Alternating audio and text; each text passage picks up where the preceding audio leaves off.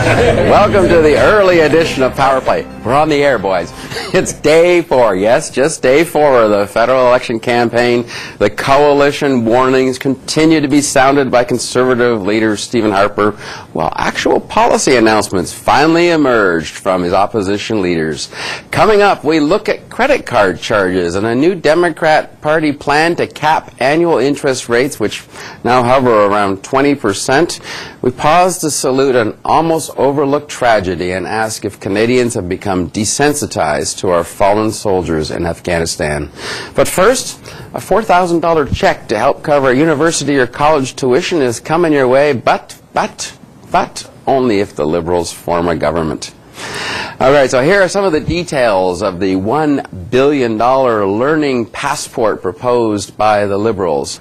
It'll be $4,000 tax-free for high school students attending post-secondary education, $1,000 per year over 4 years, $6,000 for students from low-income families, $1,500 per year over 4 years. So what are students thinking about this policy? Here they are.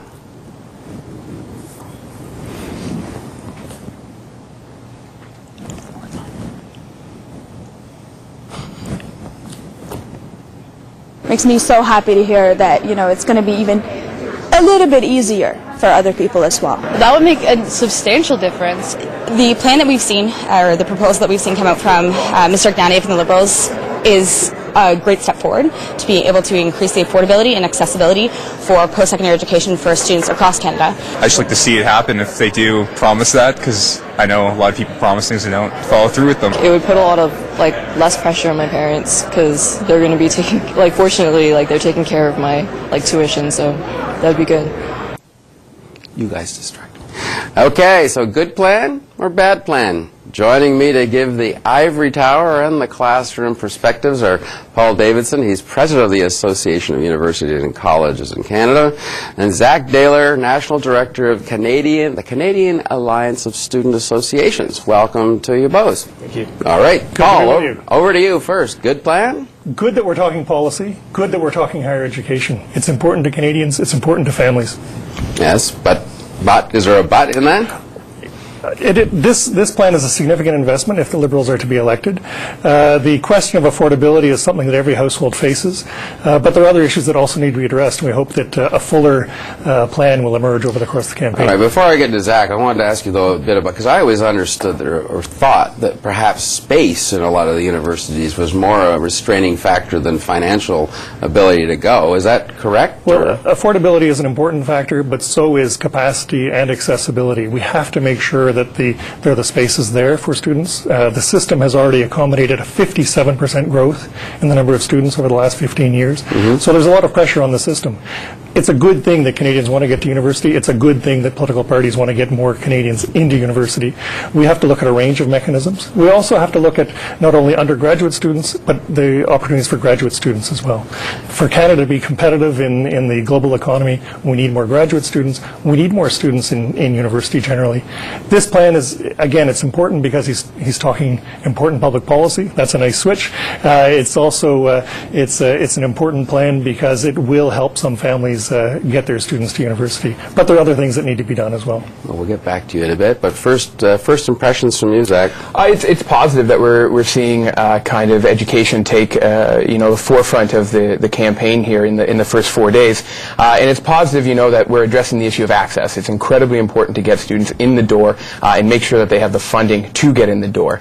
Part of this is obviously we need to see a larger strategy in terms of addressing post-secondary education across this country, from coast to coast. Access is a major issue, but so is the funding of post-secondary education. And it's interesting, we have to make sure that the increasing of capacity doesn't fall on the shoulders of students through their tuition fees and things like that. And for that reason, we need to make sure that the federal government is prepared to make aggressive investments in post-secondary education. See, that's the thing that always strikes me. If you give them $4,000 more, but tuition goes up $5,000 during the course of their 4-year degree program, where's the benefit? It's just well, we need the federal government to make sure that they're committed to spending more money, directly transferring that money for education to the provinces to help decrease things like tuition.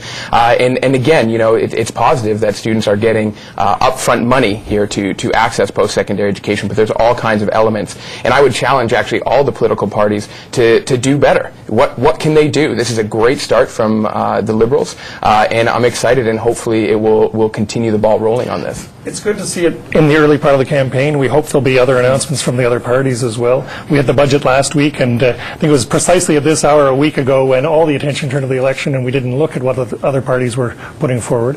But it's important to carry on the discussion about how we can get more students into universities, how we can make sure they have an excellent learning experience when they're there. Classrooms have filled up over the years. As I said, a 57% increase in enrollment. The current government has invested in infrastructure across the country. That's important to acknowledge, but we need to do more, and we're looking to all the parties to put forward their plans. I'm sorry, you're right. I glossed over the budget because we were so busy watching it go out in flames after 43 minutes on the floor of the House of Commons. I think I was scheduled at 5 minutes and 44. Was there anything in it for post-secondary that was that you think should be highlighted? Because it's going to come out as part of the Conservative platform anyway, Paul. There were significant investments in research and innovation. There was the creation of new research chairs to attract international talent. There were a number of research investments, and there were some modest improvements for students, particularly part-time students. Yeah, there was a focus on part-time students, and I think there's something in terms of our dialogue around education that's really important. Students are changing. You know, we used to talk about students from the 17 to 23 demographic. We're now talking, you know, 17 to 70. I could be a student. There are lots of students out there, and there were some positive contributions, particularly the income work exemption that was announced. You know, again, that allows students to keep more of their money to help pay for post-secondary education. But it wasn't enough. You know, education in this country is going to require a significant investment, and we need to make sure that there's a party in office, regardless of Liberal, Conservative, Green, NDP, that's going to take working with the provinces very seriously on addressing a coast-to-coast strategy on post-secondary. I mean, that's something that the next government, whoever it is going to have to face, the question of the federal-provincial transfers. But again, the message I take away from today is that people understand the importance of higher education. Universities are the best ticket to prosperity and economic security for Canadian families. If you look at the income premium that university graduates receive, you'll earn about $1.3 million a year more over your career than if you haven't gone to university. That's a significant premium. Typically, students will overestimate the cost of university, and they have trouble navigating their way through the various financial mechanisms that exist, but they'll also underestimate the value of higher education. Because if you go to university and you complete your degree, on average, you'll earn more than $1.3 million over your career than if you had not gone to university. I think it strikes me, though, Zach, and I think this speaks to something you're going to be doing later this week, is that students, by and large, are sort of marginalized in election campaigns because they're not seen as active voters. They don't have the ability to swing, ridings or seats.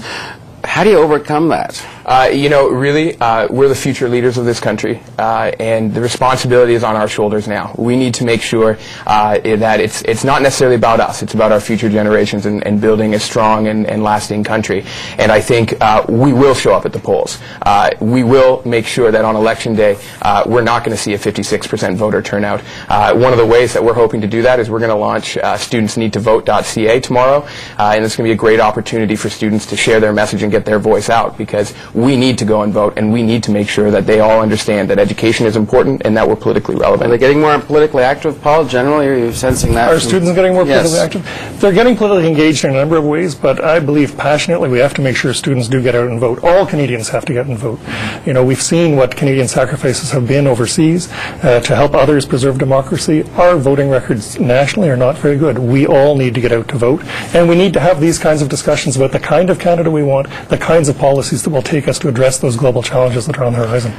Zach Daler and Paul Davidson, thank you. Nice to see the generation all agreeing on everything, students and the bosses. Okay, another policy revealed today that Harper announced in Regina was a hiring credit for small